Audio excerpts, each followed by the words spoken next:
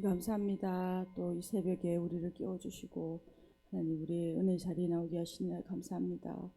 오늘 우리가 묵상하는 이 말씀을 통하여 하나님 이 한 주 하나님 믿음의 길 걸어가게 하시고 하나님 신실한 하나님의 사람으로 하나님 주님께 우리의 삶을 올려드리며 걸어가는 귀한 시간 될 수 있도록 은혜 베풀어 주십시오.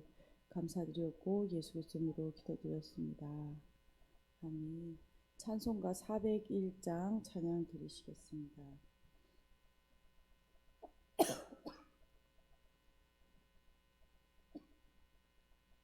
찬송가 401장입니다. 주의 곁에 있을 때 마음이 든든하오니 주여 내가 살 동안 인도하여 주소서. 주여 주여 나를 인도하소서.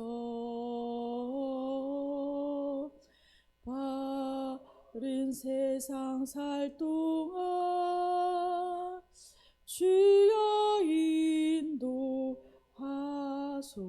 인도하소서. 빛난 처인 예수여 세상 물결험할 때 크신 은혜 베푸사 나를 숨겨주소서. 주여 주여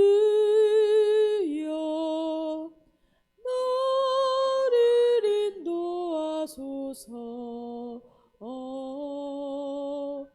빠른 세상 살 동안 주여 인도하소서.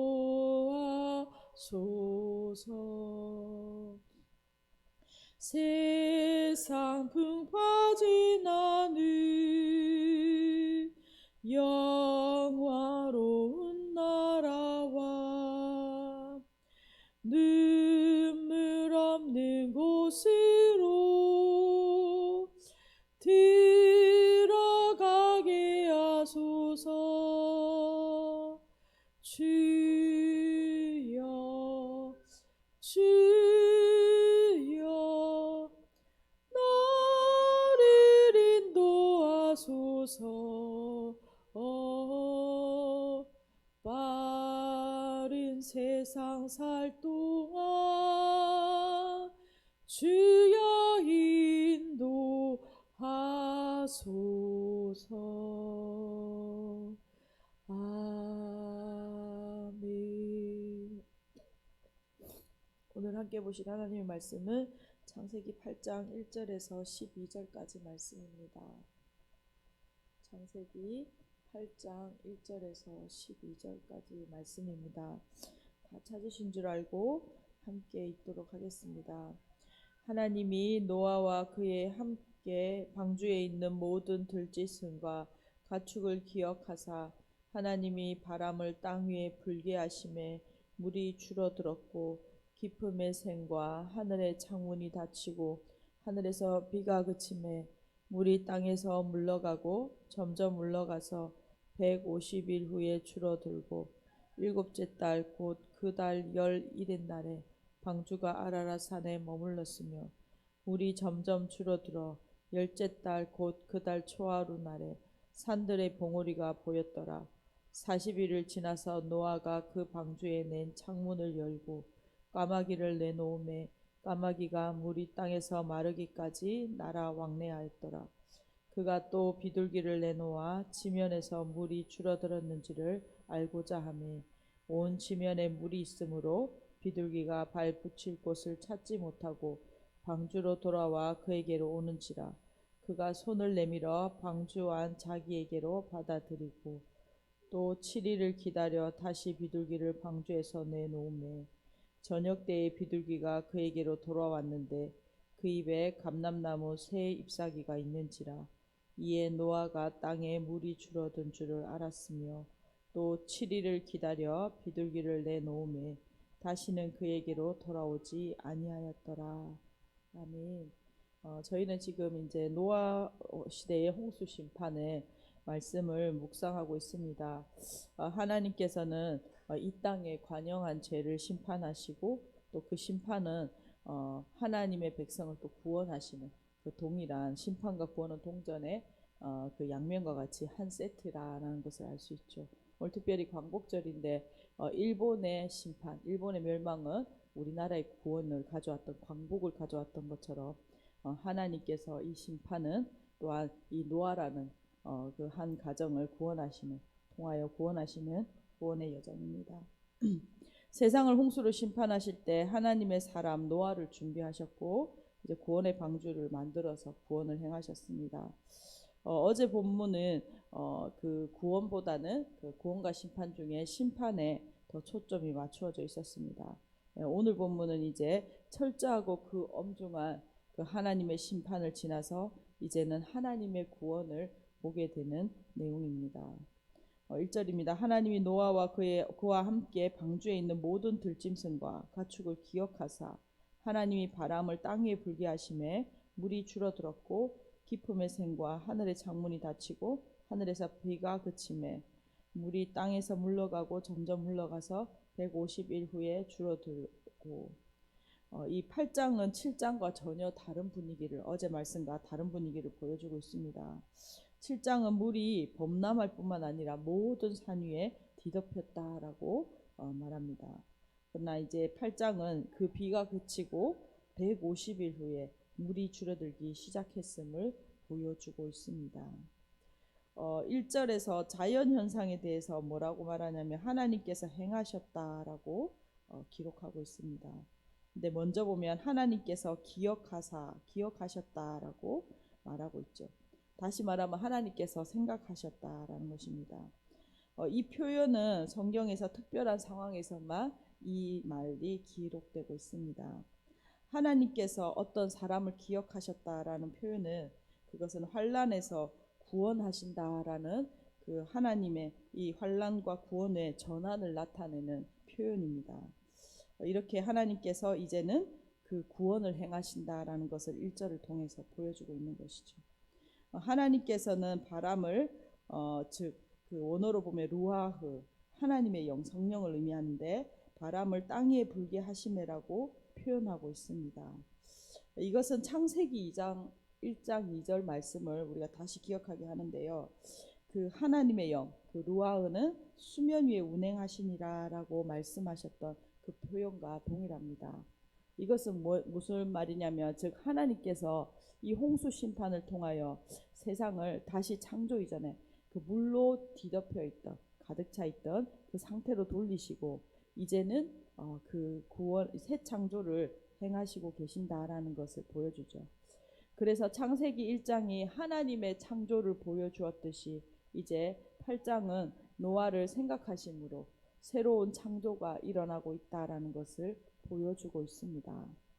이제 4절입니다. 일곱째 달 곧 그 달 11일 날에 방주가 아라랏산에 머물렀으며 물이 점점 줄어들어 열째 달 곧 그 달 초하루 날에 산들의 봉우리가 보였더라. 물이 줄어들어 노아 방주가 아라랏산에 머물렀습니다. 이제 물이 물러갔을 뿐만 아니라 육지가 드러나고 있습니다. 이 모습은 창세기 1장 9절에 천하의 물이 한 곳으로 모이고 묻히 드러나는 이 창조 사건과 연결되고 있죠.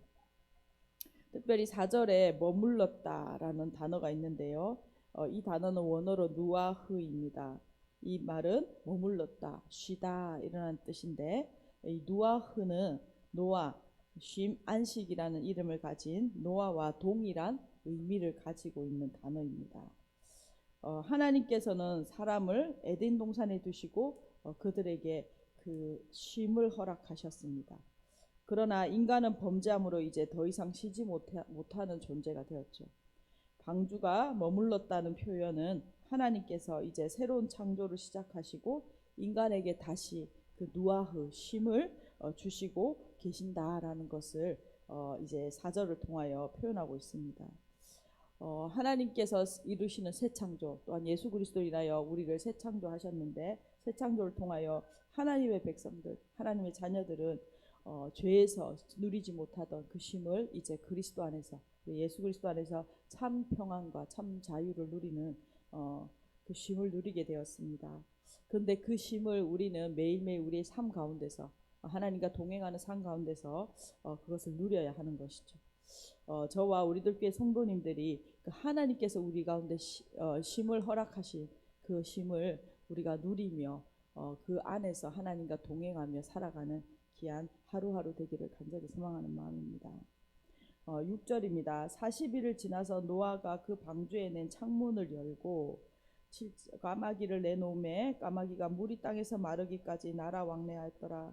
그가 또 비둘기를 내놓아 지면에서 물이 줄어드는지를 알고자 하매 온 지면에 물이 있으므로 비둘기가 발붙일 곳을 찾지 못하고 방주로 돌아와 그에게 오는지라. 그가 손을 내밀어 방주 안 자기에게로 받아들이고. 노아는 땅이 말랐는지를 확인하기 위해서 이제 새를 날려 보내기로 합니다. 노아는 여기 창문이라고 되어 있는데 사실은 지붕이겠죠. 지붕을 열어서 먼저 7절에는 까마귀를 보냅니다. 그리고 8절에서는 비둘기를 날려 보냅니다. 하지만 아직 땅이 마르지 않아서 쉴 곳을 찾지 못하고 그들은 배회하다가 다시 방주로 돌아오게 되죠. 그런데 이 장면에서 6절에서 9절까지에 보면 홍수 이전과 홍수 이후에 노아와 하나님의 관계가 조금씩 변화한다라는 것을 볼 수 있습니다. 홍수 이전에는 하나님께서 노아에게 모든 것을 알려주셨습니다. 방주를 만들라는 명령도 하나님이 직접 주셨고, 또한 방주의 크기와 그 방주의 설계도를 모든 것을 양식을 가르쳐 주셨습니다.